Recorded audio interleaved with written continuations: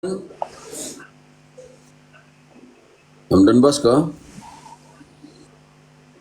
oke. Andres atau teman-teman mungkin ada sesuatu untuk Iya. Kalau untuk Vanlit itu dari ordo apa yang di Jawa ya, yang sampai saat ini yang membaptis pertama kali di SY, Itu dari SY. Serikat Yesus. pada tahun SY. berapa Pak itu mengadakan itu, dan pada zaman apa yang pertama kali melakukan itu? Itu menjelang tahun 1900 ya, 1809 berapa beliau datang itu. Jadi kalau kita cerita Romo Vanlit itu tidak lepas nanti sejarahnya dengan Sendang Sono. Dengan Sendang Sono. Nah, dan itu tidak juga lepas dengan cerita katekis pertama Indonesia mendapat penghargaan dari Vatikan, yaitu Barnabas Sari Kromo.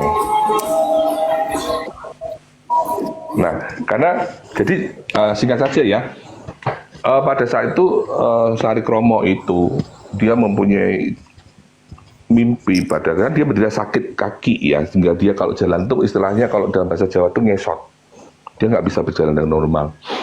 Nah, kemudian dia mempunyai mimpi bahwa nanti akan ketemu oleh orang putih besar, ya kan, yang nanti akan bisa menyembuhkan dia, begitu kan. Nah, akhirnya dia berjalan dari tempatnya di daerah Sendang Sono itu kan, namanya desa apa saya lupa itu. Dia akan dalam perjalanannya dia ketemu seorang bruder yang akhirnya kemudian dibawalah Sari Kromo itu, Bapak Sari Kromo itu ketemu Romo Vanlit. Nah, di situ dia dirawat. Nah, dalam perawatannya ini Pak Sari Kromo ini kok melihat banyak umat Katolik beribadah dengan lagu-lagunya. Dia tersentuh, sehingga ketika dia berjalan-jalan keliling di situ, dia ketemu patung Yesus. Dia tanya sama pada Romo Vanlit, ini siapa? Kamu ingin tahu tentang dia? Ini loh, baca. Nah, diberikanlah kitab suci dalam bahasa Jawa, Perjanjian Baru.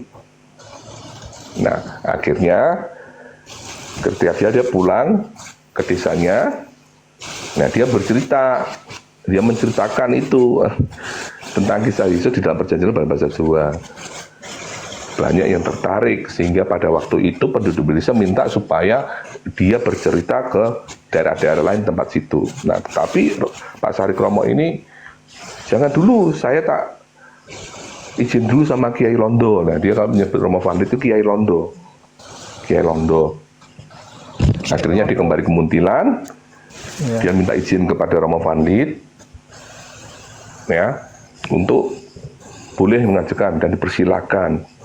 Nah, sampai akhirnya ada 4 orang pertama itu nanti yang akan dibaptis oleh Romo Vanlit. 4 orang, kemudian Sari Kromo mengabarkan kepada penduduk, sehingga pada akhirnya sekitar 174 orang nanti dibaptis. Itulah cikal bakal yang nantinya penduduk umat Katolik di Sendang Sono itu tadi. Nah, pada waktu itu sebetulnya misionaris SY di Pulau Jawa itu hampir ditarik Jawa Tengah karena dirasa tidak menghasilkan membuahkan hasil. Tapi berkat adanya pembaptisan 174 orang itu, akhirnya misi SY di Jawa dilanjutkan. Itu singkatnya seperti itu, Om. Oke, Om Andres, nanti kalau butuh saya ada sejarah gereja Indonesia dalam 3 jilid ya, di PDF. Nanti bisa, atau PDF atau Word, saya nanti lihat lagi. Nanti bisa dijelajahi perjalanan sejarah gereja Indonesia. Bagaimana? Terima kasih sebelumnya Romo. Bagaimana perjalanan? Andres punya WA saya enggak ya? Belum Romo. Kalau ada WA ya, supaya nanti saya bisa kirim untuk. Ya, Romo, saya juga minta meskipun untuk melengkapi data saya, Romo. Oke, nanti. Yuk, nanti. Karena saya sederhana sekali, oke. Bisa di kalau saya punya bukunya Sejarah Gereja Katolik di Indonesia yang terbitan tahun 69 itu. Tapi ada. Nah, mungkin kalau Romo ada juga bisa melengkapi. Jadi bisa, kayaknya di Word atau di PDF. Saya lihat sebentar. Bisa dikirim di grup juga, Instruksi Romo. sedikit Romo. Yang grup Happy Fun. Instruksi sedikit Romo. instruksi sedikit Romo. Yuk, silakan. Saya dengar, saya sambil cari lagi di WhatsApp. Teman-teman, silakan. Ada yang mau berbicara tadi? Iya, saya Romo. Oh ya, Andres. silakan. Begini Romo, 3 tahun terakhir saya ada tugas di Klaten. Itu luar biasa sekarang. Sekarang tuh pertumbuhan umat Katolik di sana. Di Klaten itu satu kabupaten itu hampir 13 paroki, teman-teman. Dan itu sudah masuk ke desa-desa. Dan luar biasa pertumbuhan iman Katolik ada di sana gitu. Dengan tetap memakai adat istiadat setempat, yaitu dengan memainkan peran serta Gamelan. seni di Jawa itu. Dan sekarang banyak para ordo-ordo di sana, ada MSF, Projo, terus apa lagi ya di sana itu. Dan itu juga di Kentungan juga terutama ya, itu juga banyak panggilan iman. Bahkan sekarang ini malah lebih banyak yang para Romo Flatter yang tugas ke luar negeri. Demikian sedikit informasi Romo. Oke, teman-teman yang ada mungkin dengar di live ini, kalau mau butuh sharing, ada 3 bagian ya. Itu rangkuman dari sejarah gereja Indonesia. Ada bagian 1, bagian 2, bagian 3. Setiap bagian pertama contohnya 53 tuh halaman, bagian kedua juga ada 54, 55 halaman, dan bagian ketiga juga. Jadi sejarah singkat, rangkuman sejarah gereja Indonesia ya. Oke, teman-teman, Mas Astor, kita pause dulu di sini ya. Jangan sampai di Rabu depan kita lanjut. Sampai di mana tadi? Sampai di Van Lith ya, Romo Van Lith ya, dan Sadang Sono ya. Oke, nanti. Itu tadi kan tadi baru masuk ke ini Pak Romo, baru masuk perkembangan ketika pendidikan paroki, vikariat apostolik Oke, Batavia. hari apostolik dalam kemudian pendidikan. Oke. Ya. Ya, dalam perkembangannya mendirikan paroki di Semarang, Surabaya, begitu, baru sampai sana itu. Bisa mengerti. Jadi kita tahan di situ, kancing di situ dulu. Mungkin ada dari bawah, kita salami dulu, Om Don Bosco, Pak Don Bosco. Halo, Pak Peter. Halo. Oke, teman-teman yang ada di bawah, moderator, kalau Om Don Bosco tidak mau buka mic, mungkin ada teman-teman dari bawah bisa diturunkan sebagai teman-teman dari bawah mungkin mau naik. Oke, Om Peter, Pak Peter.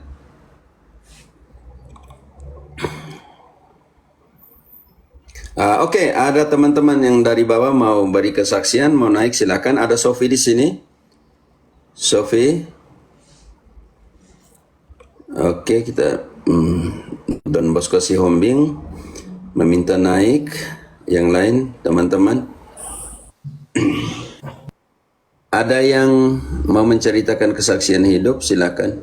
Deo Gracia, engkau melalui masa-masa juga seperti yang Bu Rosa atau bagaimana? Atau Lili? Om Andres pernah mau jatuh ke sana, Om Andres? Biasa seperti yang Romo bilang, tapi tetap berpulang pada rumah Allah. Begitu Romo. Pernah singgah di sana nggak? Pernah singgah ya? Iya Romo. Oh ya, cerita dong. Ini yang saya belum pernah dengar. Bagaimana sampai singgah di sana dan pulang? Oke, 5 menit Pak. Iya, bertugas di sebuah paroki baru itu tidak mudah penyesuaiannya, apalagi dengan adat istiadat yang berbeda gitu. Tetapi sesuatu yang menarik di sana justru peran serta kita di dalam hidup dalam paroki yang baru, dalam tugas yang baru itu membuat kita semakin memperkaya diri kita gitu. Tidak hanya seputar di Jakarta saja, tetapi justru kita mengenal bagaimana sesungguhnya hidup menggereja itu. Kemudian bagaimana rasa kegotong royongan, hidup orang yang sangat meneka sederhana itu, tetapi sungguh-sungguh di sana mereka rindu akan Allah, dan itu kelihatan sekali ketika misa pagi itu mereka sangat banyak gitu, bahkan rata-rata dibantu oleh dua prodiakon, dan itu sangat menyentuh saya dari orang-orang yang sangat sederhana dan datang ke gereja dengan sungguh-sungguh mendengarkan firman Allah, dan dia tidak pernah telat datang ke gereja. Bagi saya itu sesuatu kekaguman iman, sekaligus juga mendorong saya sendiri untuk terus berbakti kepada Allah itu sendiri gitu. Nah, yang membuat tertarik lagi adalah ternyata gereja mampu menempatkan diri pada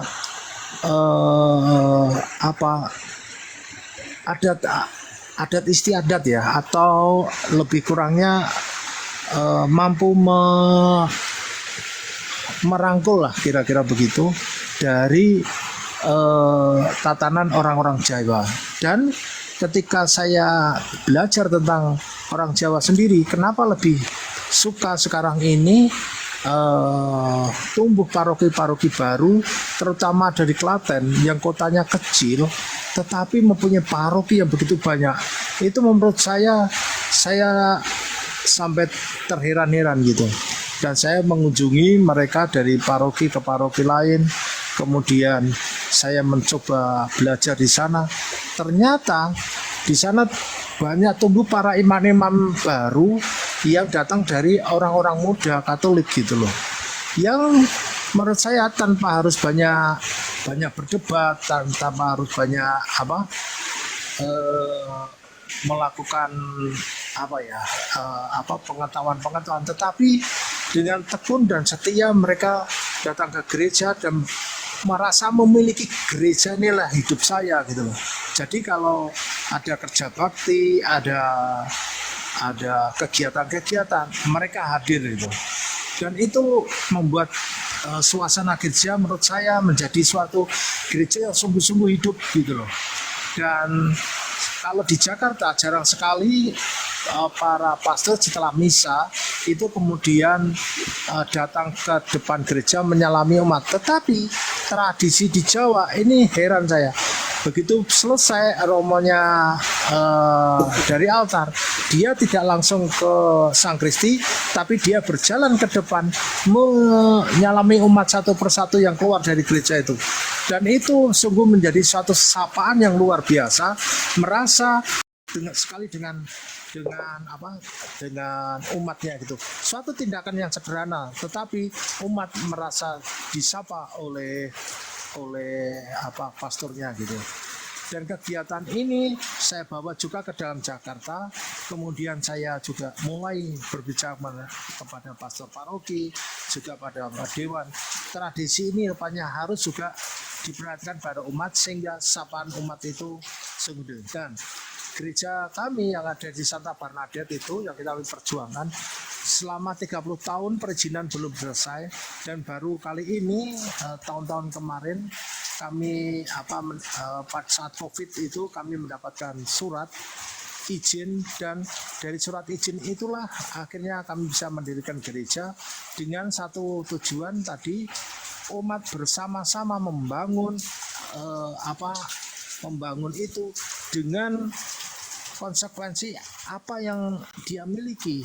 Misalnya dia bisanya berdoa ya berdoa, ada yang mencari dana, ada yang berbuat gitu, dan keguyuban itu. Akhirnya gereja sekarang terbentuk dan umat merasa sekarang nyaman dan bisa belajar, dan akhirnya kehidupan katekesenya juga berjalan, kegiatan MMI-nya bisa berjalan, kegiatan-kegiatan lain bisa berjalan, kemudian ada ruang-ruang khusus untuk para komunitas-komunitas itu berjalan, dan di sanalah menurut saya. Oke, Andreas.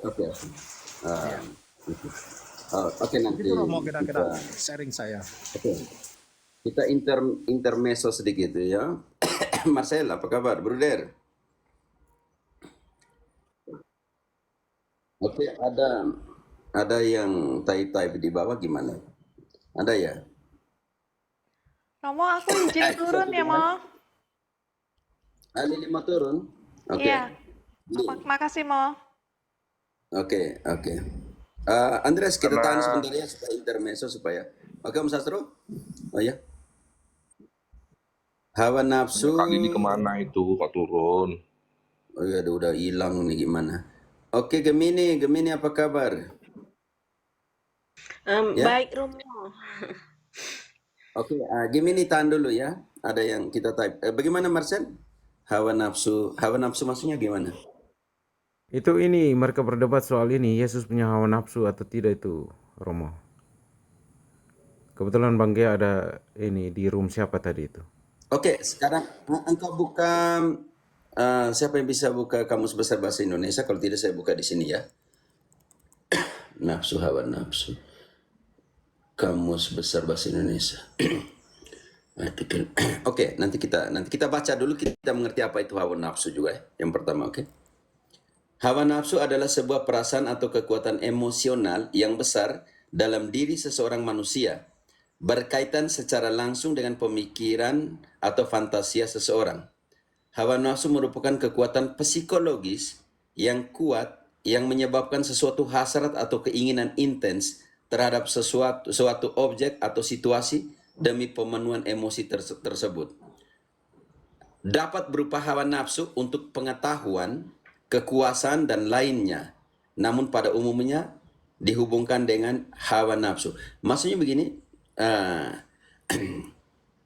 seseorang yang sungguh-sungguh punya apa namanya itu keinginan intens untuk belajar, dalam pengertian arti dari hawa nafsu ini,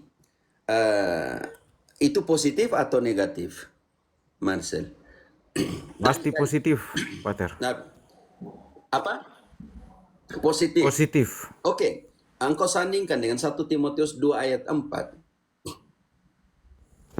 Oke, siap Pater. 1 Timotius bab 2 ayatnya yang keempat. Yang menghendaki supaya semua orang diselamatkan dan memperoleh pengetahuan akan kebenaran. Memperoleh pengetahuan akan kebenaran. Kalau engkau berjuang untuk sampai kepada pengetahuan akan kebenaran, ada dorongan psikologis, nafsu untuk sampai kepada pengetahuan akan kebenaran. Apakah ini negatif? Tidak Pater, itu positif. Nah, karena ketika seorang memahami hawa nafsu dalam konteks seksual, ini yang menjadi persoalan besar. Untuk selamat engkau harus berjuang sampai kepada pengetahuan akan kebenaran. Karena hawa nafsu adalah sebuah dorongan psikologis intens, maka engkau akan jatuh, contoh kecil, di dalam permainan emosi. Dalam permainan emosi, di sini contoh seperti, berapa kali Yesus menangis? Dia menangis pertama ketika Lazarus mati. Engkau baca Yohanes 11 ayat 33. Apakah dia menangis atau tidak menangis? Siap Pater. Yohanes 11 ayat 33. Apakah dia menangis? Ketika Yesus melihat Maria menangis dan juga orang-orang Yahudi yang datang bersama-sama dia, maka masih gula hatinya. Ia sangat terharu dan berkata, "Di manakah dia kamu baringkan?" Jawab mereka, "Tuhan, marilah dan lihatlah." Maka menangislah Yesus. Lanjut sampai 35. Maka menangislah Yesus. Yesus menangis. Maka menangislah Yesus. Yesus menangis. Ada dorongan psikologis yang intens sini, terharu dan ingin menangis. Dan dia menangis, kata Injil, Dia menangis. dan Pater. dia menangis. Saya tidak mengerti teman-teman. Saya tidak mengerti ya dalam pengertian ini. Sudah ayat 35 sudah ya. Sekarang Yesus menangis karena dia melihat Yerusalem. Dia menangis. Lukas 19 ayat 41, dia menangis. Siap Pater. Lukas 19 ayatnya yang ke-41. Dan ketika Yesus telah dekat dan melihat kota itu, ia menangisinya. Dan ingat, dia menjadi manusia. Ingat itu, dia menjadi manusia, sabda menjadi manusia dan tinggal di antara kita. Dia bisa diraba, bisa dirasakan. Ini yang Onenes yang Samuel yang framing ke sana, dia buka room setelah turun dari roomnya penyair, dia buka di sana, dia bilang saya ditertawain katanya, saya tidak bisa menjawab dia dan semua, pokoknya dia bolak-balik semua fakta. Oke, sekarang dia tuh manusia, benar-benar manusia dalam pengertian ini. Hanya sekarang kita sampai kemana supaya imakulatanya itu, agama yang murni itu tetap murni, nanti dia harus buat apa? Jawaban ada di Yakobus. Oke, dia benar-benar manusia, ini penting sekali. Yohanes 1 ayat 14. Siap, Pater. Yohanes 1 ayatnya yang ke-14. Firman itu telah menjadi manusia dan diam di antara kita, dan kita telah melihat kemuliaannya, yaitu kemuliaan yang diberikan kepadanya sebagai anak tunggal Bapa, penuh kasih karunia dan kebenaran. Tadi dia menangis karena Lazarus, dia menangis karena Yerusalem, perasaannya terharu. Dia menangis, Pater. Dia merasa lapar, Ya, dia pergi perkawinan dan di Kana. ya, Dia kunjung Sakeus, rumah orang berdosa. ya, Dia pergi makan di rumahnya Simon, pendosa. ya, Dia hilang di Yerusalem ya, ketika umur 12 tahun. ya, Dia Pater. mengalami rasa takut.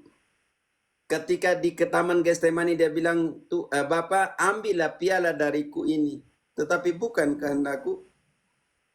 Betul, Pater. Ya, Merasa takut, menerima ya, dia kenyataan pahit yang akan menimpa dia untuk menyelamatkan kita. Karena itu sungguh-sungguh manusia, dan kemanusiaannya diambil dari mana? Ini penting. Roma 1 ayat 3. Yang ayat ini yang tidak bisa dijawab oleh Samuel. Dia pergi ke sana dan framing saya. Dia bilang mati-matian Yesus itu Tuhan, bukan manusia. Dan ayat ini tidak bisa dijawab oleh dia. Dengan dia punya dalil. Kitab suci sudah menjawab sendiri. Bukan kitab suci, engkau yang harus menjawab. siap, Pater. Tentang anaknya yang menurut daging diperanakan dari keturunan Daud, dan menurut roh kekudusan dinyatakan oleh kebangkitannya dari antara orang mati, bahwa ia adalah anak Allah yang berkuasa, Yesus Kristus Tuhan Benar-benar kita. manusia dan benar-benar Allah. Allah. Menurut dagingnya dari keturunan Daud dan menurut roh dari siapa? Spiritualnya, keilahiannya. Karena itu Filipi 2, Roma berapa tadi, Romo? Roma berapa? ya, Roma 1 ayat 3. Roma 1 itu ayat jawaban 3. untuk Onenes itu. Untuk unisitarian yang mati-matian Yesus adalah Tuhan Yesus. Mereka menyangkal kemanusiaan Yesus. Oke. Sekarang apa yang dikatakan oleh Filipi 2 ayat 6 sampai 8. Kita mau bongkar perasaan ini, kemanusiaan ini. Siap, Pater. Filipi 2 ayat 6 sampai dengan 8. Ayat Yang 6 walaupun sampai dalam 8. rupa Allah, tidak menganggap kesetaraan dengan Allah itu sebagai milik yang harus Tunggu dipertahankan. dulu. Yang walaupun dalam rupa Allah, Tidak menganggap kesetaraan Allah dengan Allah itu sebagai milik yang harus dipertahankan, melainkan telah mengosongkan dirinya sendiri dan mengambil rupa seorang hamba dan menjadi sama dengan manusia. Menjadi sama menjadi dengan manusia. sama Manusia. Om Sastro, Samuel, dia pakai bahasa Yunani, dia bilang tidak sama seperti manusia. Lalu saya bilang, dia tunjukkan layarnya tentang likeness, appearance. Om Sastro, kalau likeness atau teman-teman yang berbahasa Inggris, likeness itu artinya apa? Serupa? Mirip? Likeness ya. Kenapa, Om Sastro? Likeness ya Romo ya. Ya, Likeness likeness. itu Serupa ya? Mirip. serupa, mirip, Ya, serupa, lebih dari serupa. serupa. Dia bilang tidak serupa. Dari mana? Akhirnya saya tanya, kalau begitu engkau dengan satu kata saja bisa merubah teologi, maka engkau setuju bahwa teologi yang diajarkan seluruh gereja adalah dan denominasi adalah rusak semua. Takut dia jawab.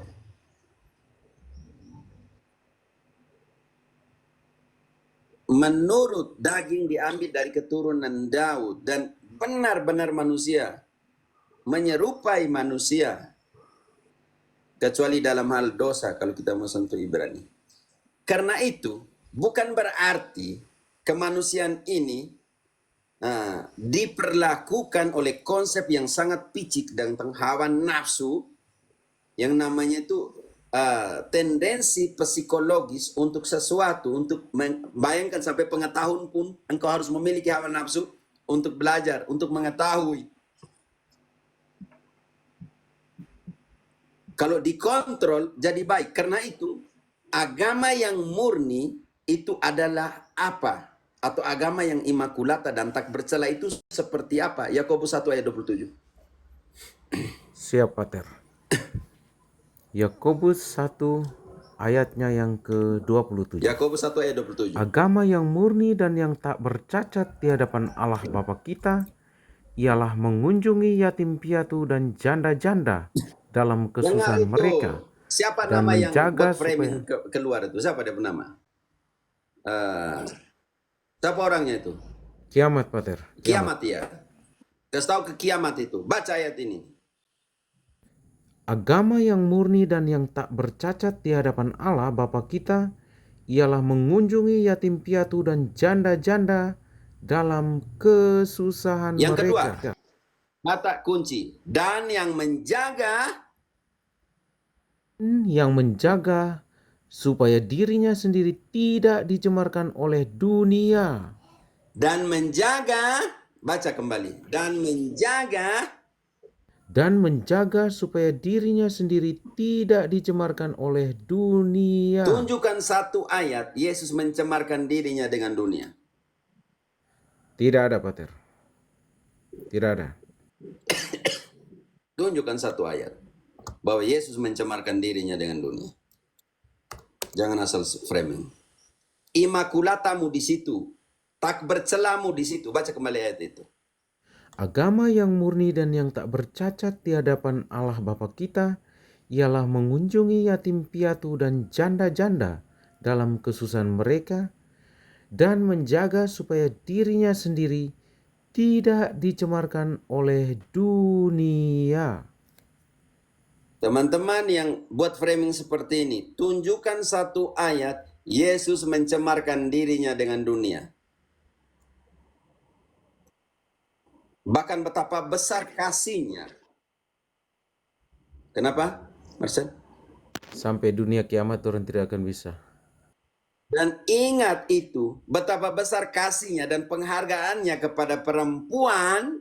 Kalau kalian bilang dalam pengertian hawa nafsu ini, Yesus sebagai laki-laki dalam pengertian ini kepada perempuan, masa sih dia omong seperti ini, larang seperti ini? Nanti kita ayat, silakan. Matius 5 ayat 28. Apa kata Yesus? Penghargaan tinggi kepada martabat seorang perempuan. Karena seorang perempuan, istri seseorang di dalam perjanjian lama, di dalam keluaran adalah disejajarkan dengan kepemilikan, dengan binatang, dengan rumah, dengan kepunyaan yang lain, dan juga istri. Jadi istri ini adalah bagian dari kepunyaan, macam engkau punya harta. Engkau mau jual urusan kau, engkau mau cerai urusan kau. Tidak, Yesus bilang hati-hati. Yesus menaikkan derajat, bukan hanya istri, tapi semua perempuan harus dilihat dengan cara seperti apa. Matius 5 ayat 28. Siapa Ter? Matius 5 ayat yang ke-28. Tetapi aku berkata kepadamu, Setiap orang yang memandang perempuan serta menginginkannya sudah berzina dengan dia di dalam hatinya. Protestan, Yesus ajar seperti ini. Dan agama yang imakulata dan tak bercela, yang bukan semua Protestan, mungkin ada beberapa yang buat framing hawa nafsu itu. Kontrol dan tidak membiarkan dirimu dicemari oleh dunia. Yesus mengangkat derajat seorang perempuan yang di dalam perjanjian lama, dalam hukum Musa, dalam keluaran, dikatakan disejajarkan dengan binatang, dengan kepemilikan, dengan rumah, dengan harta benda. Tapi Yesus mengangkat derajat. Barang siapa hanya melihat, memandang perempuan dan menginginkannya sudah berzina. Artinya sudah membiarkan dirimu dicemari oleh dunia. Dan ayat berikutnya saya membuat tantangan untuk para pendeta yang khotbah yang bilang harus sesuai, harus sesuai. Yang ayat 29 ini saya mau lihat kamu masih ada mata atau tidak. Siap, Pater. Maka jika matamu yang kanan menyesatkan engkau, cungkilah dan buanglah itu. Pendeta, Karena matamu tidak membuatmu berdosa lagi. Kenapa kalian punya mata sampai sekarang? Siap, Pater. Saya lanjut, Pater. Karena lebih baik bagimu jika satu dari anggota tubuhmu binasa daripada tubuhmu dengan utuh dicampakkan ke dalam neraka. Hihi, Ayat haleluya. 30. Kalian masih mempunyai tangan. Dan jika tanganmu yang kanan menyesatkan engkau, penggalah dan buanglah itu. Karena lebih baik bagimu jika satu dari anggota tubuhmu binasa daripada tubuhmu dengan utuh masuk neraka. Mereka masih punya tangan. Masih, Pater. Mereka masih mempunyai mata. Masih, Pater.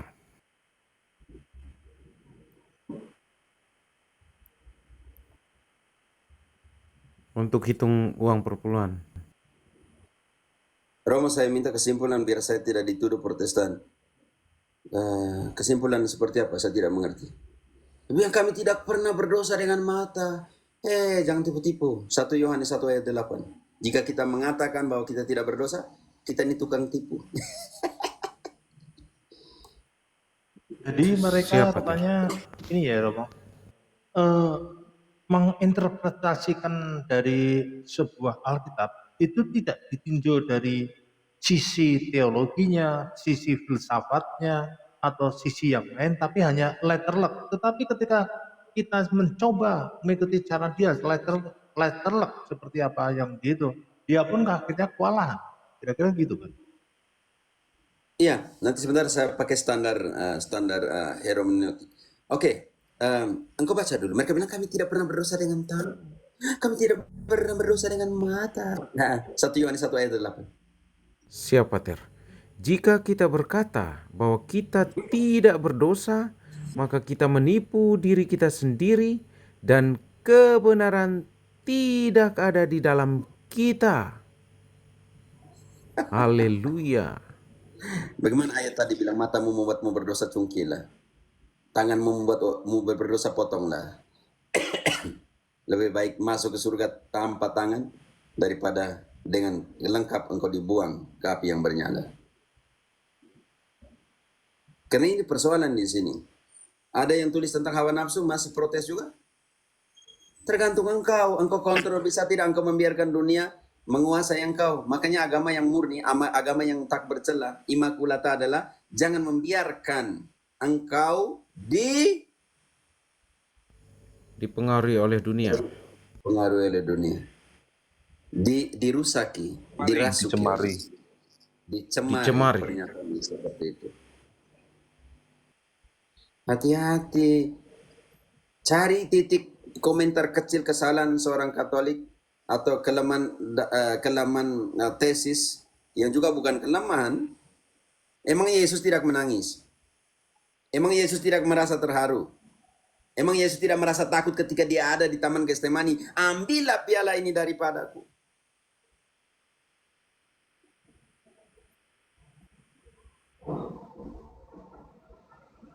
Julio, saya tidak mengerti. Saya bukan Protestan dong. Saya tidak pernah bilang engkau Protestan atau tidak.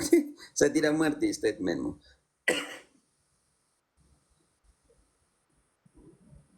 Oke, yang taib di bawah tentang hawa nafsu sudah.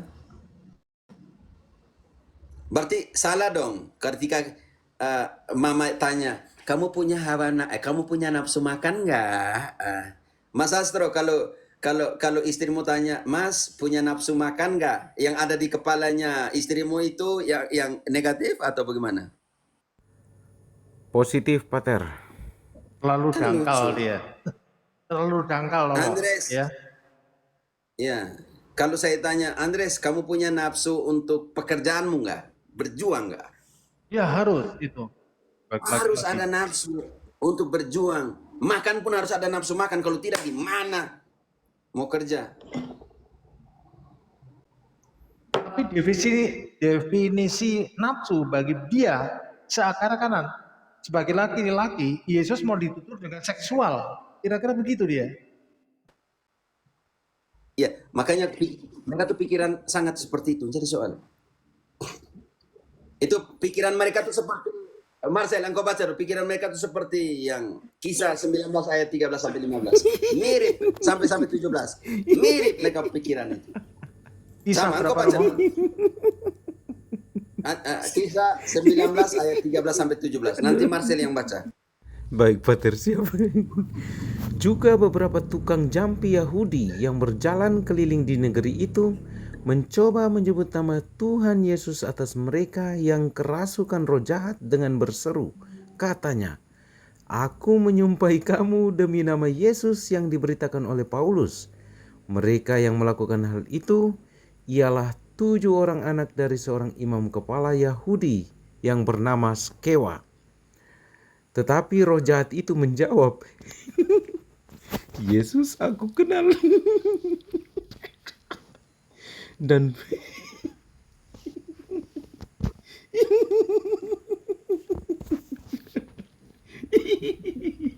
Andreas ini lucu. Paulus aku ketahui. Bruder ini lucu, Bruder Marcel. Aku lanjut dulu kan. tetapi kamu, siapa kamu?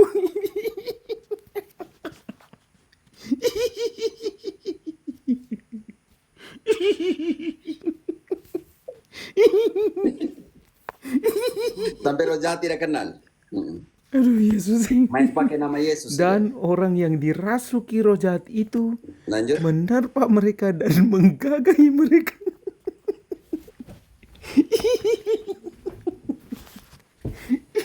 Andres, pertanyaan saya, Om Sastro.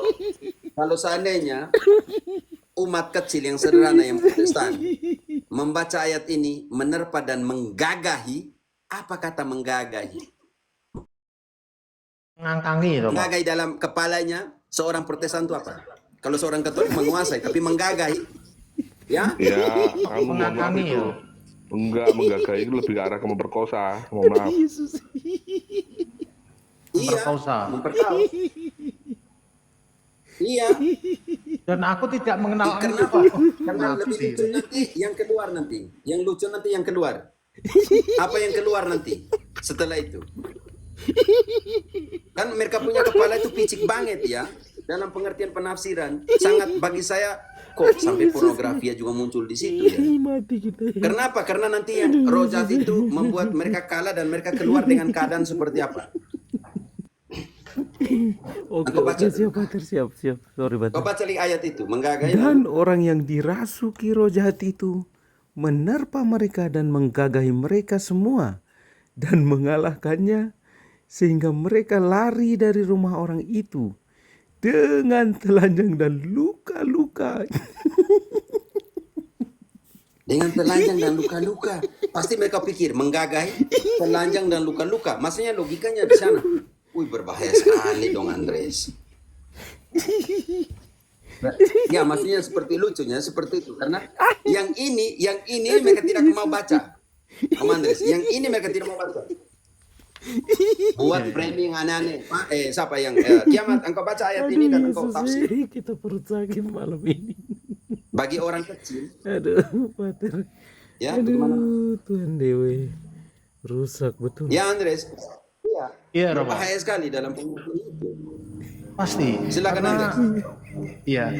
Karena di situ dia apa interpretasinya itu premium, maksudnya masih bayi, belum bisa dilakukan itu, tetapi mencoba seakan-akan mereka mengerti gitu loh.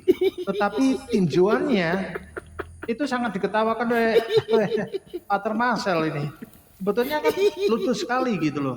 Kenapa kamu nggak balik lagi ke Katolik, mempunyai kepenuhan iman gitu loh, ya kan?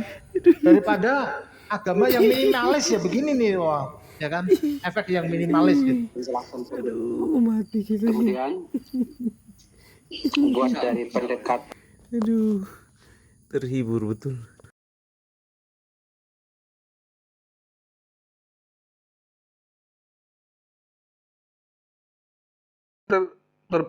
Tertutup, Pater.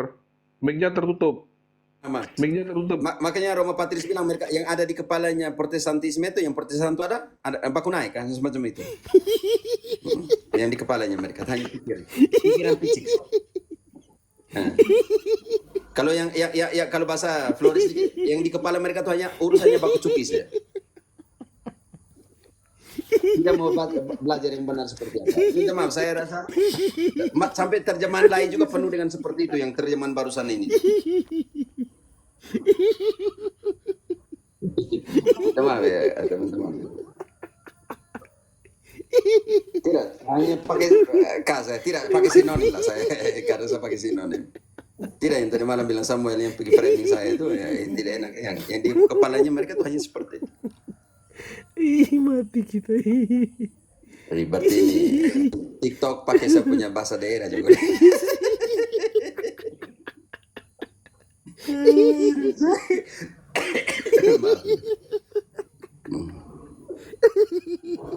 Saya baca ulang ya, Romo. Enak sekali nih saya. Saya jadi geli-geli juga nih, Romo. Ih, mati Saya kita. baca ulang ya, Romo. Yang Ya, disampaikan. oke, biar pakai Andres yang baca Marcel. Oke. Tetapi roh jahat itu menjawab, Yesus aku kenal. Dan Paulus aku ketahui. Tetapi kamu siapa?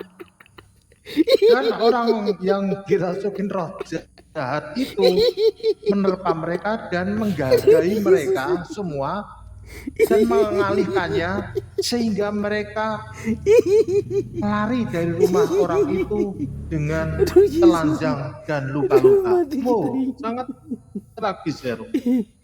Andres, iya tragis. Ayat berikutnya tentang itu sudah jadi gosip di seluruh Efesus. Semua orang tahu.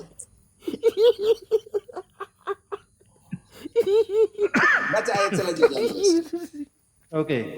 Hal itu diketahui oleh seluruh penduduk Efesus, baik yang Yahudi maupun orang Yunani, maka ketakutanlah mereka semua dan makin masyhurlah nama Tuhan Yesus. Ya. Jadi rupanya Yesus dipakai tapi dia tidak kenal seperti Yesus itu. Luar Yesus biasa. aku kenal, Paulus aku kenal, karena mereka pakai dalam nama Yesus yang diwartakan oleh Paulus. Keluarlah roh jahat. Roh jahat bilang, siapakah kamu? Yesus saya kenal, Paulus saya kenal, tapi kamu ini siapa? itu Saya jadi telanjang soal. keluar dia. Nggak Maka mempan. kaitannya dengan nabi-nabi palsu di dalam Matius 7. Andres atau Marcel, ada kaitannya dengan nabi-nabi Siap, palsu. siap, Pater, siap, Matius Pater, 7 siap. ayat 21 sampai dengan 23. Siapakah Bukan kamu? setiap orang yang berseru kepadaku, Tuhan, Tuhan, akan masuk ke dalam surga, melainkan dia yang melakukan kehendak Bapakku yang di surga. Pada hari terakhir banyak orang akan berseru kepadaku, Tuhan, Tuhan, bukankah kami bernubuat demi namamu, dan mengusir setan demi namamu, dan mengadakan mujizat demi namamu juga? Haleluya. Yang mengusir setan tadi. Dalam nama Yesus yang diwartakan Paulus, keluarlah setan. Setan tanya, siapakah engkau? Oke. Kami bernubuat atas namamu. Kami mengeluarkan setan atas namamu. Baca kembali ayat itu 22 tuh. Siap, Pater. Pada hari terakhir banyak orang akan berseru kepadaku, Tuhan, Tuhan, bukankah kami bernubuat demi namamu dan mengusir setan demi namamu dan mengadakan banyak mujizat demi namamu juga? Pada waktu itulah aku akan berterus terang kepada mereka dan berkata, Aku tidak pernah mengenal kamu. Enyalah dari hadapanku, kamu sekalian pembuat kejahatan. Siapa-siapakah mereka? Ayat 15. Siap, Pater. Waspadalah terhadap nabi-nabi palsu yang datang kepadamu dengan menyamar seperti domba, tetapi sesungguhnya mereka adalah serigala yang buas. Dan serigala yang buas ini yang ayat 22, buat mujizat, bernubuat, usir setan. Lalu ayat 23, hanyalah dari hadapanku, aku tidak tahu siapakah kamu. Karena kalian tidak pernah masuk di sini, di tempat yang saya dirikan, di tempat yang saya legitimasi dengan darah saya sendiri. Ingat itu. Gereja yang diperolehnya dengan darahnya sendiri. Karena itu panggilan untuk semua uskup, semua gembala-gembala kecil, para imam. Jangan tinggalkan kawanan gereja yang diperoleh dengan darahnya sendiri. Bapak Uskup minta maaf kalau dengar pernyataan ini, Romo-Romo, ahli kitab suci dan semua yang di Indonesia, ingat kata Paulus di dalam Kisah 20 ayat 28 selanjutnya. Dengar itu. Ganti kata penilik dengan uskup. Kisah 20 berapa, Roma? Ayat 28 selanjutnya. Nanti kalau penilik jemaat, engkau ganti dengan episkopos atau uskup. Oke. Siap, Pater. Karena itu jagalah dirimu dan jagalah seluruh kawanan, karena kamulah yang ditetapkan Roh Kudus menjadi uskup untuk menggembalakan jemaat gereja Allah yang diperolehnya dengan darah anaknya sendiri. Apa yang diperoleh dengan darahnya, dengan darah anaknya sendiri? Apa yang diperoleh? Darah anaknya sendiri. Iya, tapi apa yang diperolehnya? Gerejalah engkau nih. Baca kembali.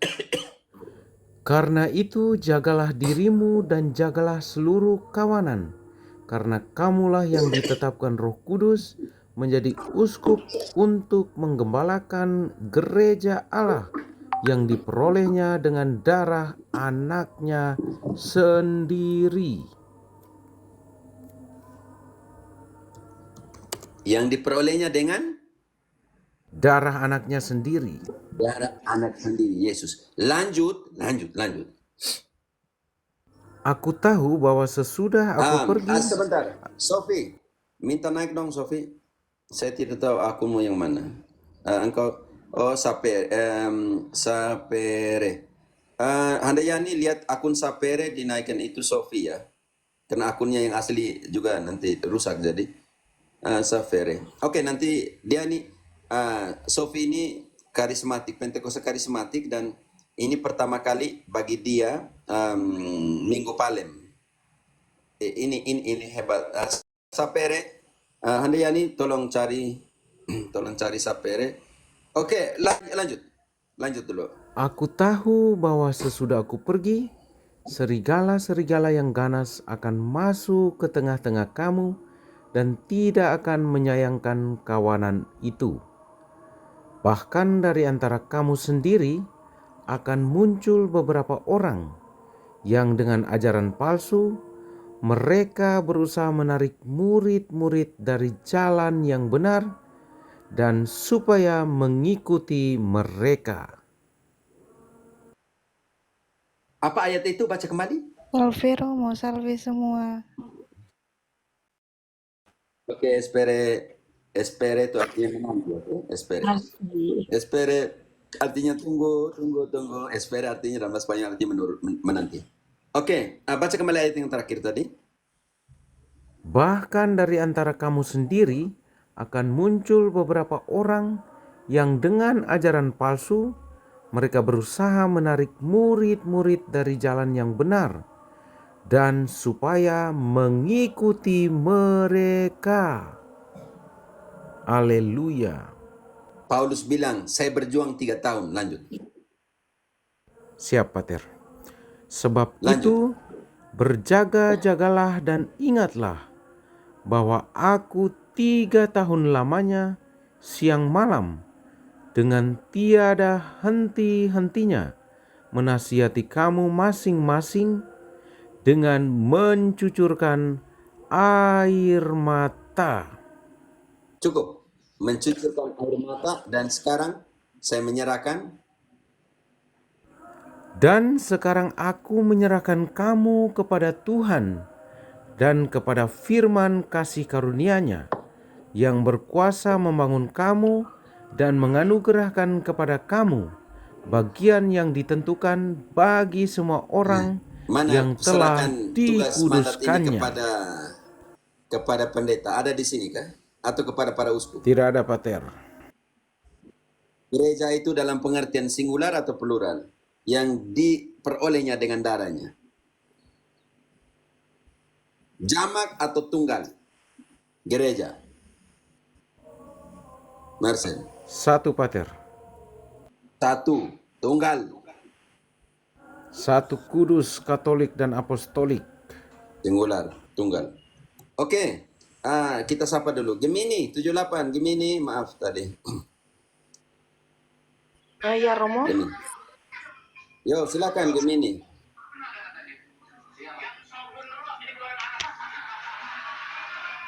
yang mana tadi mau? Ya, mau tanya, mau komen atau bagaimana Gemini? Perihal ayat tadi tuh ya Romo. Enggak, terserah.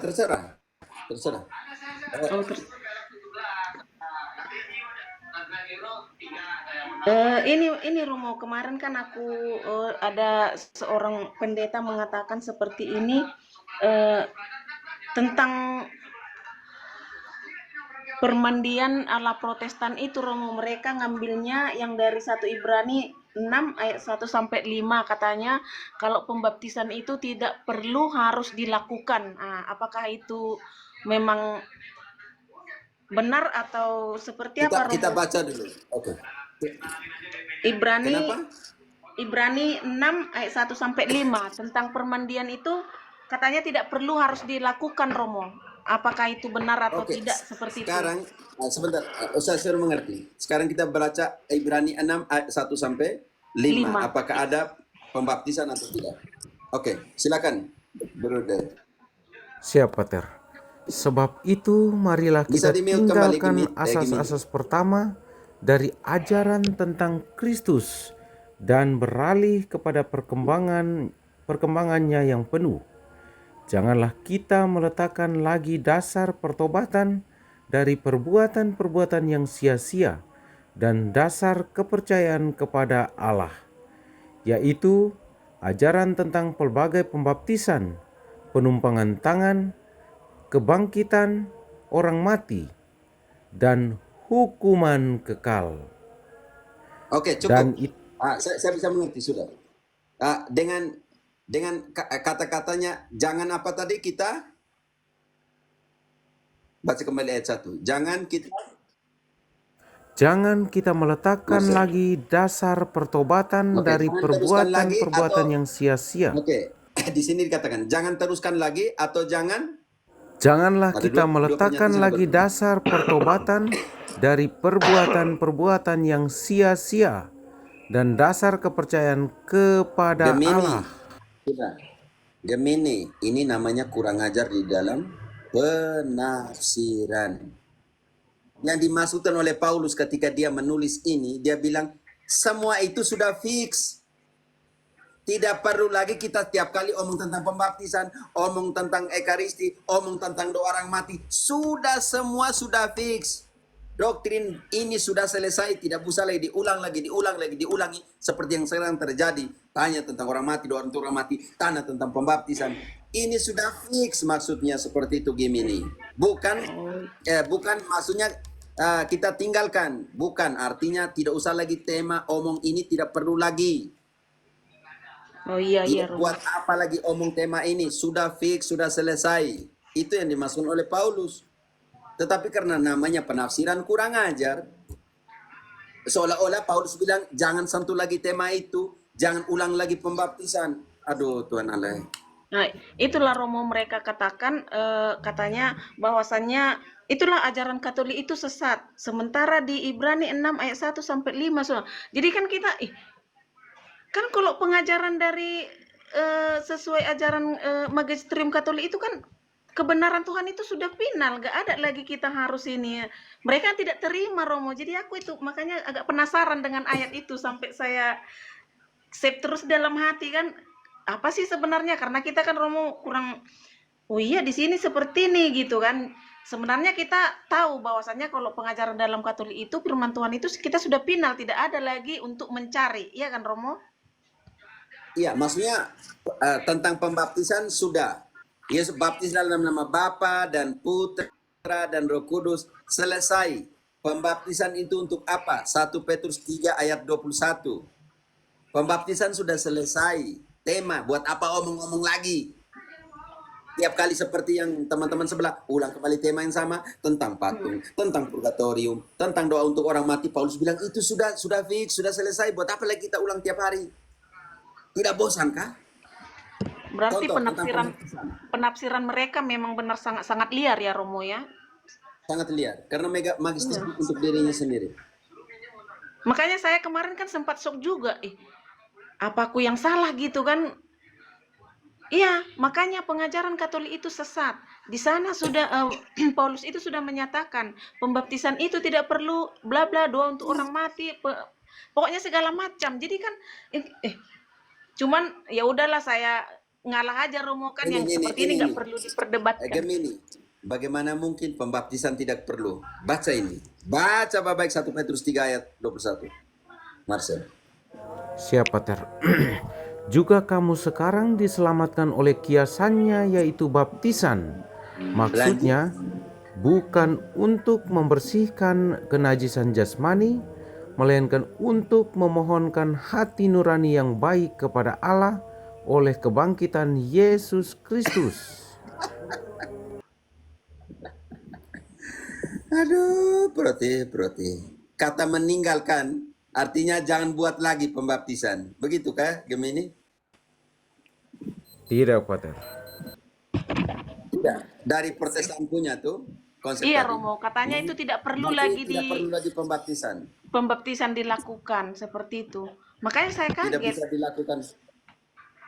Berarti mereka harus pergi ketemu Pentekostas karismatik yang harus baptis lagi orang. Iya betul kali Romo seperti itu.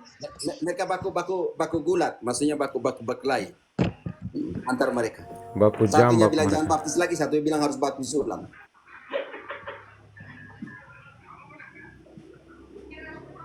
Om Sastro mau komen sedikit atau gimana? Enggak, ini intermezzo aja, brother. Yang mengenai aku tadi ketika Yesus, aku tidak mengenal engkau. Mungkin kan karena gini juga ya, Romo ya. Kenapa Yesus mengatakan, aku tidak mengenal engkau?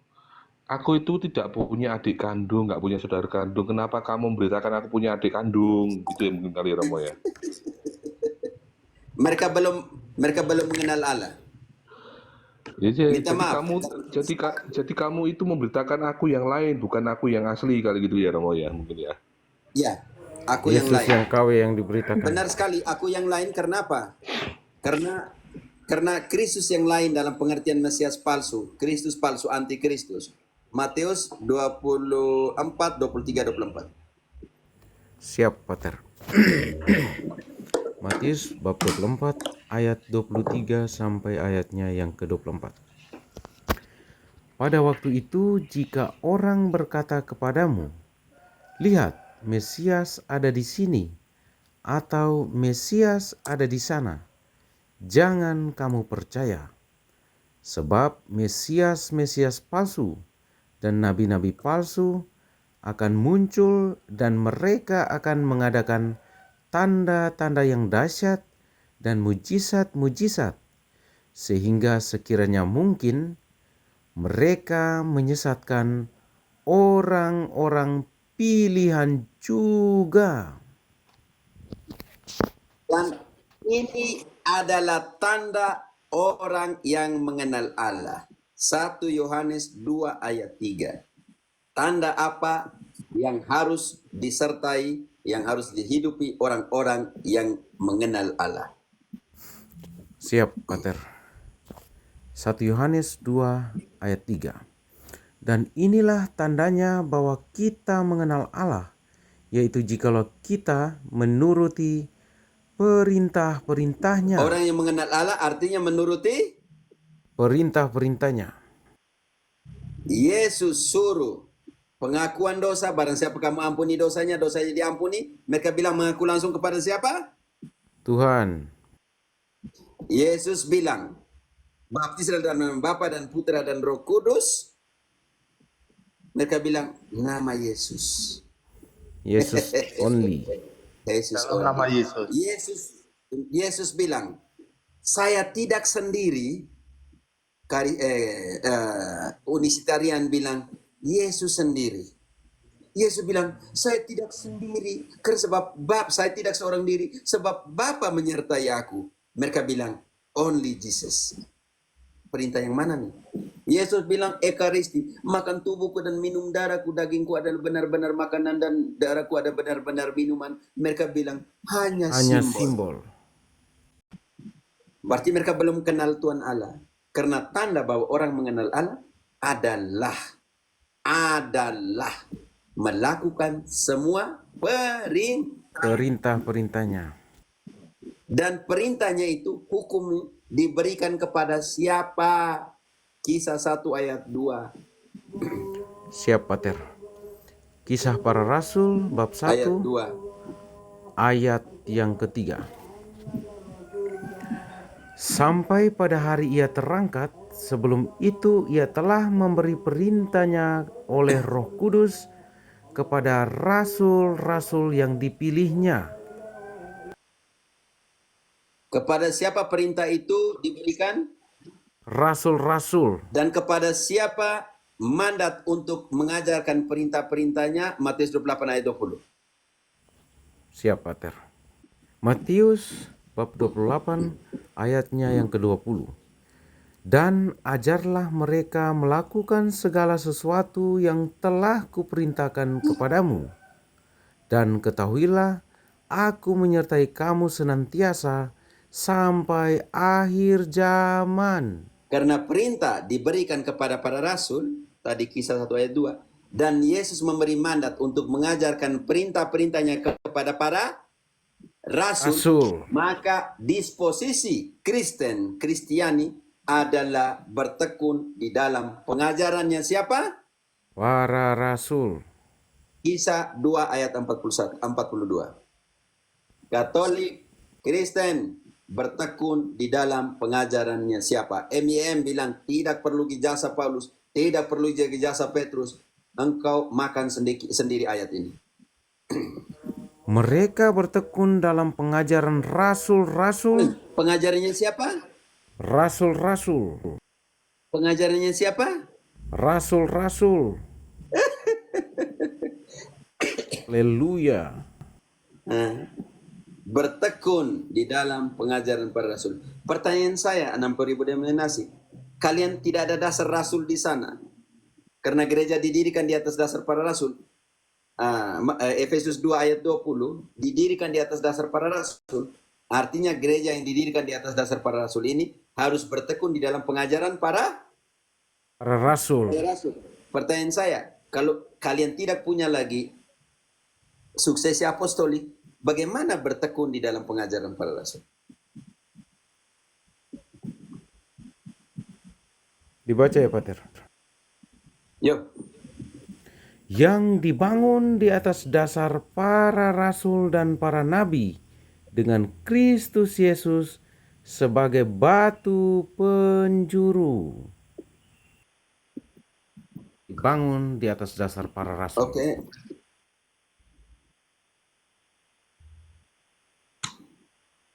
Pentekostas Unisitarian.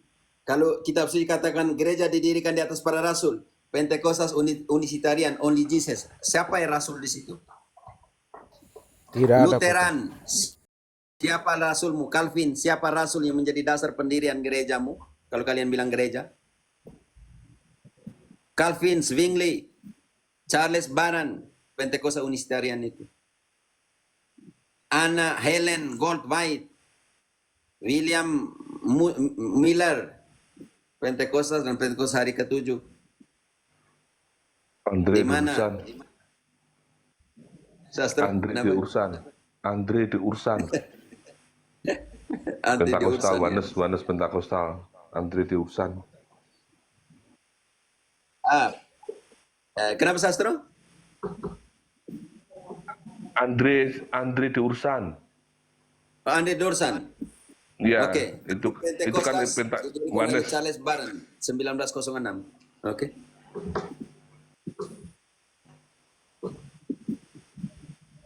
Ini jadi persoalan. Kenapa? Oke. Gemini, bisa mengerti Gemini? Bertekun di dalam ajaran para rasul. Petrus mengajarkan pembaptisan, Mengajarkan. Paulus mengajarkan pembaptisan. Mengajarkan. Nah, Romo, saya boleh mengulang yang kisah para rasul yang 30, Romo, ayat 30. bab berapa? Yang 20 ayat Oke, 30. yang para uskup. Oke, silakan.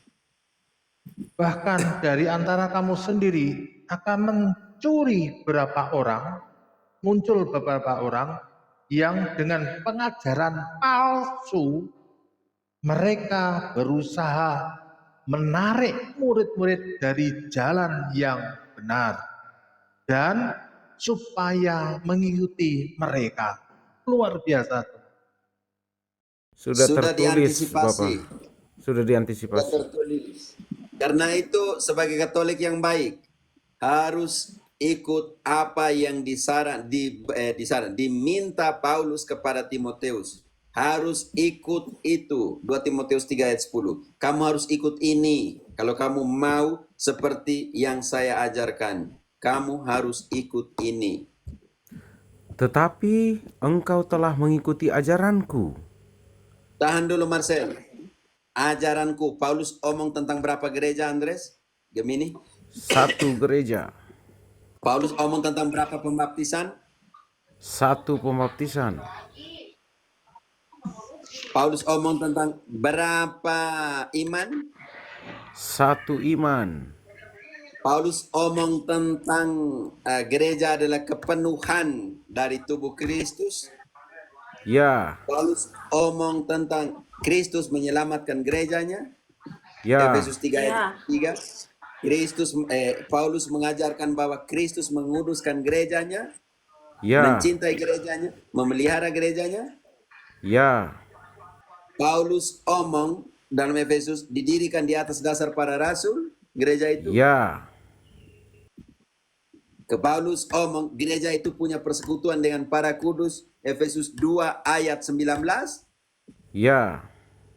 Paulus omong bukan hanya iman, yang Paulus tidak pernah omong hanya iman seperti gagasannya Martin Luther. Ya. Paulus bilang iman tidak ada berguna ketika tidak ada kasih. Ya. Ya. Baca 1 Korintus 13 ayat 2. Apakah di situ dikatakan bahwa walaupun dan aku mempunyai iman yang sempurna untuk memindahkan gunung dan tidak punya kasih tidak apa-apa? Atau apa kata Paulus? Sekalipun aku mempunyai karunia untuk bernubuat dan aku mengetahui segala rahasia dan memiliki seluruh pengetahuan, dan sekalipun aku memiliki iman yang sempurna untuk memindahkan gunung, tetapi jika aku tidak mempunyai kasih, aku sama sekali tidak berguna. Mereka tidak baca. Hanya iman yang dikerjakan oleh kasih, Galatia 5 ayat 6, tanpa kasih iman tidak ada guna. Dia sudah omong begini, walaupun sempurna imanku untuk memindahkan gunung, tanpa kasih aku tidak berguna. Hanya iman yang dikerjakan oleh kasih. Galatia 5 ayat 6. Sebab bagi orang-orang yang ada di dalam Kristus Yesus, hal bersunat atau tidak bersunat tidak mempunyai sesuatu arti. Hanya iman yang bekerja oleh kasih. Tekankan kembali, hanya iman. Yang bekerja oleh kasih. Ternyata dia potong di sini, dia bilang hanya iman. Tetapi dikerjakan oleh kasih, out. Hapus, buang. Ajaranku, cara hidupku yang kedua. Yang tadi, 2 Timotius 2 ayat 10. 3 ayat 10. Cara hidupku. Tetapi engkau mengikuti ajaranku, cara hidupku. Tahan di cara hidupku. Tahan dulu di situ. Paulus itu imam. Mereka negaristi. Jadi misionaris. Pergi segala bangsa. Cara hidupku taat kepada Petrus. Galatia 1 ayat 18 dia pergi untuk berkonsultasi. Meminta tempat kepada Petrus. Ya, persoalan sunat cara hidupku. Bukan untuk bangun denominasi. Ketika persoalan sunat dalam kisah 15, dia pergi cari Petrus dan para rasul di Yerusalem. Ini cara hidup yang harus diikuti. Cara hidupku apa lagi? Pendirianku. Apa pendiriannya Paulus? Dia bangun dia punya gereja? Tidak. Apa pendiriannya Paulus? Bersekutu dengan koinonia, persekutuan yang sama? Ya, bersekutu dengan para rasul. Dengan para rasul. Walaupun dia dipilih langsung oleh Tuhan katanya, tetapi dia harus pergi ke Yerusalem. Dia harus tinggal bersama dengan para muridnya di Damaskus. Lalu setelah itu dia pergi ke Yerusalem. Baca semua itu, kisah 9 pertobatannya. Tidak memisahkan diri dari gereja yang satu. Apalagi setelah cara hidupku, setelah pendirianku. Imanku. Ada berapa iman yang diajarkan Satu Paulus iman. dalam Efesus 4 ayat 5? Satu iman. Berapa iman? Dan apa yang diajarkan Satu oleh Paulus? iman. Iman itu harus dikerjakan oleh kasih. Kasih. Lanjut. Kesabaranku. Imanku, kesabarannya Paulus. Sabar terhadap banyak hal, terhadap banyak penderitaan. Sabar ketika dia di penjara. Sabar ketika dia disiksa. Bukan karena tidak sabar dia bangun dia punya denominasi. Lanjut. Kasihku. Apa itu kasih menurut Paulus? 1 Korintus 13 ayat 4 selanjutnya. Baca bagian pertama tapi harus engkau kasih tanda di situ untuk pulang. 1 Korintus berapa, Pater? 13 ayat 4. Siap, Pater. Kasih itu sabar. Kasih itu murah hati. Ia tidak cemburu. Ia tidak memegahkan diri dan tidak sombong. Ia 6. tidak melakukan yang tidak sopan. Lanjut. Dan tidak mencari keuntungan diri sendiri. Ia tidak pemarah dan tidak menyimpan kesalahan orang lain. Karena apa? Yang benar itu yang mana? Lanjut. Siap, Pater. Ayat 6. Ia tidak bersuka cita karena ketidakadilan, tetapi ia bersuka cita karena kebenaran. Ia menutupi segala sesuatu, percaya segala sesuatu, mengharapkan segala sesuatu, sabar menanggung segala sesuatu. Lanjut. Setelah kasihku, ikutilah kasihku. Apa lagi? Imanku, kasihku, kesabaranku, Ketekunanku. Terakhir. Sudah selesai. Ya, Pater. Oke. Dan Paulus bilang, kitab suci itu diajarkan untuk menuntun orang di dalam kebenaran. 2 Timotius yang sama ini, ayat 16-nya. Gunakan kitab suci untuk apa? Ya, Pater. Segala tulisan yang diilhamkan Allah memang bermanfaat untuk mengajar, untuk menyatakan kesalahan, untuk memperbaiki kelakuan, dan untuk mendidik orang dalam kebenaran. Dan untuk mendidik orang dalam, Kebenaran. dan siapa yang harus mendidik orang di dalam kebenaran, dan orang itu harus pertama menjadi dasar dari kebenaran itu sendiri. 1 Timotius 3 ayat 15. Ingat, kitab suci itu digunakan untuk menuntun orang, mendidik orang dalam kebenaran. Bukan di situ tidak ada bilang, di situ ada bilang baca kitab suci, kitab suci tulisan di Ilham itu untuk membuat orang terpisah dari kebenaran, atau membuat orang untuk bangun gereja, karena mereka bilang gereja itu bagi mereka adalah skritura. Di situ Paulus bilang tulisan-tulisan suci ini digunakan untuk mendirikan denominasi. Tidak, Pater. Adalah mendidik orang dalam kebenaran. Dan siapa yang bertugas mendidik? Yang pertama, dia harus menjadi tiang, penyangga, dan dasar dari kebenaran. 1 Timotius 3 ayat 15. Jadi, jika aku terlambat, sudahlah engkau tahu bagaimana orang harus hidup sebagai keluarga Allah, yakni gereja Allah yang hidup, tiang penopang dan dasar kebenaran. Gunakan kitab suci untuk ajarkan orang, mengajar orang dalam kebenaran. Tidak ada di situ dikatakan ajar orang supaya orang bangun dia punya denominasi sendiri-sendiri. Tidak ada di situ. Karena gereja hanya satu. Dan kepenuhan Kristus ada di dalam tubuhnya, yaitu gereja satu saja. Jangan buat aneh-aneh itu.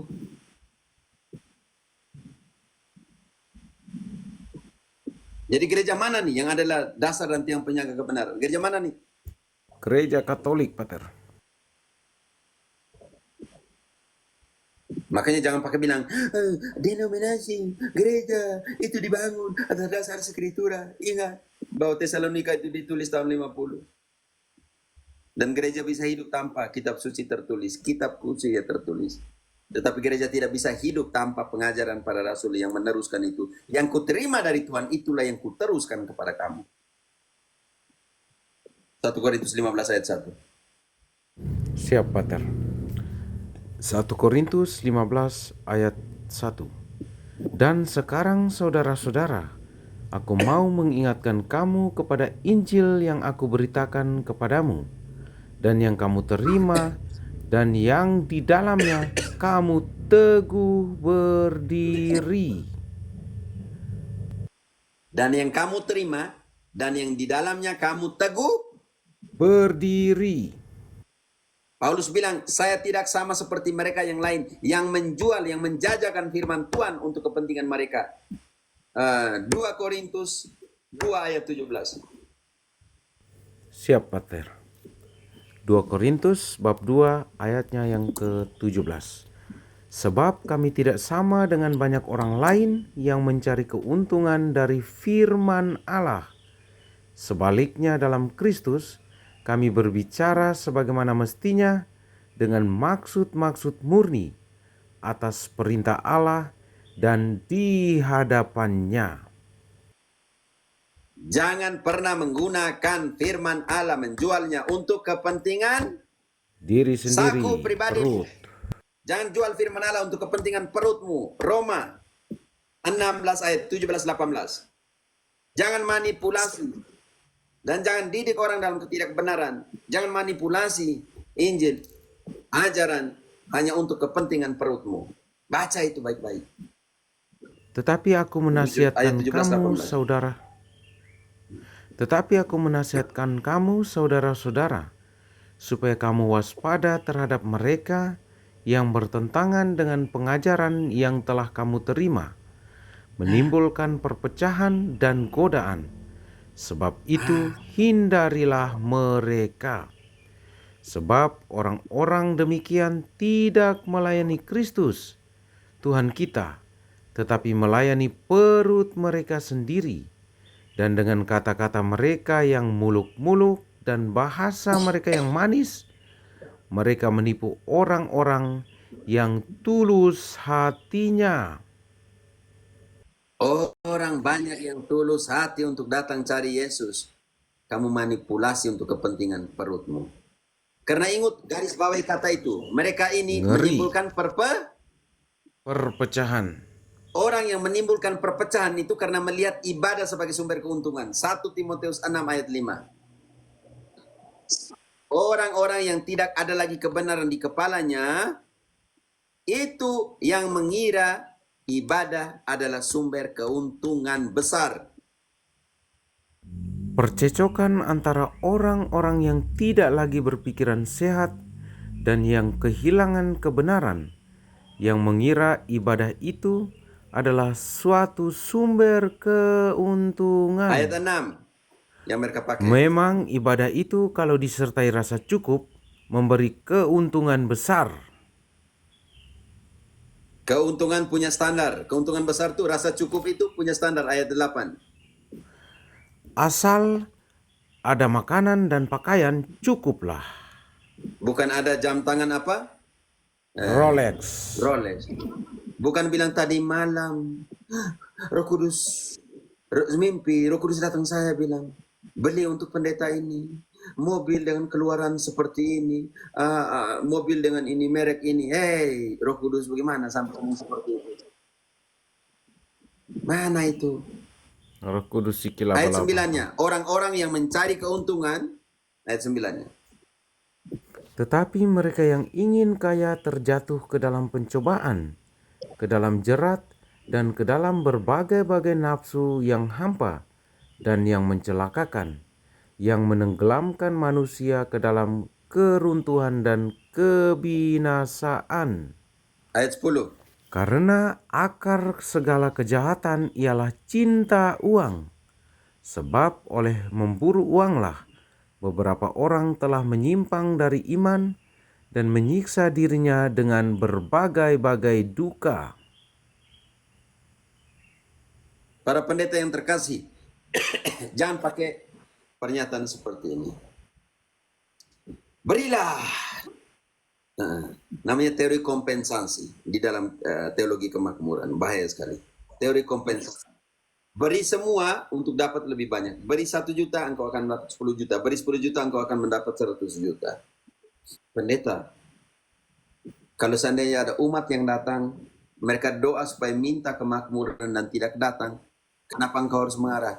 Kalau begitu kamu doa kurang. Kamu tidak tahu berdoa. Kamu tidak tahu minta kepada Tuhan. Pendeta, kenapa kamu tidak minta Tuhan Allah supaya turun uang untuk kau daripada engkau minta di umatmu? Bukankah engkau pendoa? Iman yang kuat, berarti engkau punya iman tidak kuat. Kalau jemaatmu memberikan kamu persepuluhan, persembahan, daripada minta supaya mereka kasih engkau langsung kan iman yang kuat. Engkau langsung minta ke Tuhan Allah supaya kirim uang untuk kau tuh. Daripada suruh umat bayar persepuluhan, bayar persembahan wajib, bayar janji iman, kenapa kau tidak minta langsung kepada Tuhan Allah supaya turun 1 ember uang untuk engkau? Berarti imannya siapa yang lebih kurang nih? Imannya umat yang berdoa supaya diberkati, atau iman engkau minta kepada Tuhan supaya jemaat yang memberkati engkau dengan uang? Tidak bisa.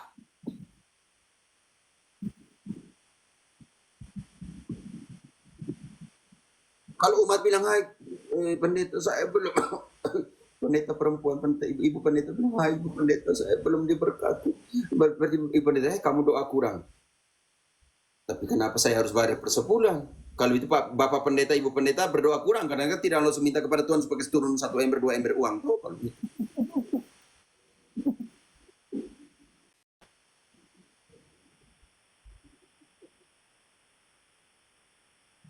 Seperti itu logikanya. Oke, saya tidak mau terlalu panjang, nanti pas saya di ban lagi nanti lama-lama. Sudah banyak, sudah 3 kali, tapi oke. Sofi, engkau cerita dulu bagaimana engkau punya pengalaman minggu paling pertama di dalam gereja Katolik setelah perjalanan panjang. Oke, kita